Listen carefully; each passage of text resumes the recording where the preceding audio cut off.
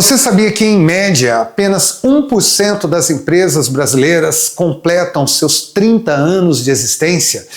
Sim, o número é baixíssimo. E pior ainda sabemos que algumas dessas mesmas companhias foram relevantes, marcas famosas, empresas que nós admirávamos até alguns anos atrás. Mas o que acontece geralmente com essas companhias? Quais são as fases do declínio de uma empresa? É sobre isso que nós vamos conversar no nosso Drops de Liderança de hoje. Se é a sua primeira vez por aqui, já te convido a se inscrever no canal, ativar o sininho das notificações e também deixar o seu like se você curtiu o conteúdo. Toda semana tem vídeo novo no canal, sempre falando sobre gestão e liderança, ok? Vamos lá então. E eu acho que a primeira coisa a fazer é quem nos ensinou a respeito disso.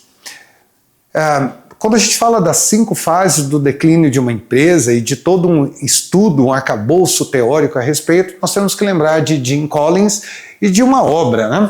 Essa aqui, Como as Gigantes Caem, que foi fruto de um estudo durante anos e anos que ele aplicou, né, se dedicou em companhias de diferentes regiões do mundo, principalmente americanas, mas algumas europeias, asiáticas também, e que resultou nessa obra. Inclusive, no livro, ele já começa lembrando o seguinte: as empresas raramente morrem por um único golpe. Elas se matam lentamente. Então, qualquer derrocada não acontece de uma hora para outra. Existem sinais que prenunciam tempos ruins, como se fosse uma morte anunciada ou uma irrelevância anunciada. Porque nem toda empresa que chega ao declínio, ela já morreu ou vai morrer. Talvez esse declínio pode durar muito tempo, ainda mais em mercados tradicionais. Vejamos algumas dessas empresas quando a gente pensa em declínio, né? Enciclopédia Barça, lembra dela? Se você tem mais de 40 anos de idade, seguramente se recorda. O Atari, da mesma forma, BlackBerry, o precursor dos smartphones, né? A Nokia, que foi a maior fabricante de telefones celulares e hoje é irrelevante nesse mercado, né? A Blockbuster, que dominava o mercado mundial também de videolocadoras e hoje tem até loja aberta, mas não tem nada a ver com o que já foi a companhia, né? E a sua derrocada não começou com a Netflix, é sempre bom lembrar. A Varig também, quando a gente pensa em companhias aéreas, haveria uma série de empresas que poderiam ser citadas. E bem, fora dessa relação, poderia trazer mais 20, 30 empresas cujos nomes você conhece. Agora é o seguinte, já que o vídeo fala sobre as 5 fases do declínio de uma empresa, vamos entrar nesse tópico então, logo direto aqui. Jim Collins explica que é o seguinte: uma empresa muitas vezes chega ao ápice e o seu declínio começa exatamente pela arrogância nascida desse sucesso. A empresa começa a se achar, acredita que ninguém vai conseguir alcançá-la, que ela é fruto da mão de Deus, do dedo de Deus ali permanente. E não que não seja, né? Não estou aqui ironizando a ajuda sobrenatural que pode vir, né? A força da fé, das crenças, mas assim, muito nariz empinado é a primeira etapa da derrocada de uma companhia. E se a empresa acorda, o seu declínio não vai se realizar. Infelizmente, para muitas empresas, esse é só o começo do fim, porque logo depois vem uma busca indisciplinada pelo crescimento, que é consequência dessa arrogância, né? Como a empresa se acha demais, ela acredita que ela pode fazer tudo, estabelece metas absurdamente audaciosas, entra em mercados que ela não conhece nada, começa a implantar estratégias que não têm nada a ver, treslocadas porque é conduzida por líderes também sem noção, inconscientes desse quadro como um todo.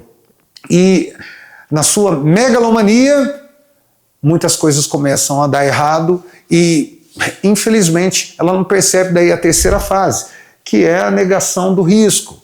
Nessa terceira fase já existem sinais que as coisas não estão caminhando bem, mas as pessoas pensam, é só um período ruim, tudo vai se ajustar. Eu vou em muitas companhias que passam por isso. pequenas, médias, grandes empresas. Sempre tem alguém contemporizando que diz, peraí, mais alguns meses a gente resolve. Só que o buraco é muito embaixo. Quando eles percebem, já está na fase 4, que é a corrida pela salvação, em que todo mundo começa a se virar, existe um falso senso de urgência, aí eles querem resolver as coisas com um passe de mágica, acreditam em soluções mirabolantes e a gente sabe que há uma caça às bruxas, uma loucura você trabalhar numa empresa como essa. Eu já atendi algumas companhias que estavam nessa fase. Bem, se a empresa não se salva nessa corrida, vai chegar a quinta e última etapa, que é a irrelevância ou morte. A empresa existe, mas ela já não tem a importância que ela tinha antes, ela não faz diferença no mercado, os concorrentes nem se preocupam com a existência dela. Em que fase a sua empresa está, se o declínio é parte dessa história atual? É importante que você leve esse conteúdo para a sua companhia, que vocês leiam um livro do Jim Collins, que falem a respeito disso. Porque, como eu disse anteriormente, pode levar muitos anos, pode levar meses. Por exemplo, no mercado de tecnologia, você não tem 10 anos para passar por todas essas fases de declínio. Numa indústria cafeeira, a coisa pode ser diferente, ou numa empresa alimentícia que trabalha com um produto tradicional.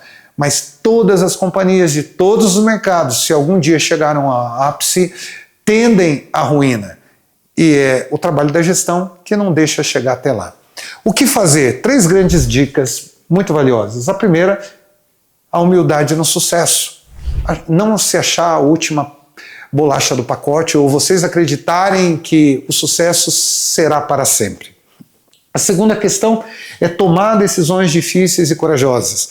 As decisões que são necessárias, não procrastiná-las. E, por fim, ficar atento ao movimento da concorrência, porque a concorrência, principalmente empresas menores, são ágeis. Elas fazem aquilo que talvez vocês não estejam fazendo no momento. Então, atenção a elas. E aí eu concluo com uma frase do grande mestre Peter Drucker, que ensina: o maior perigo em tempos de mudança não é a mudança em si, mas agir com a lógica do passado. Pense nisso. Grande abraço, ótima semana e até o próximo Drops.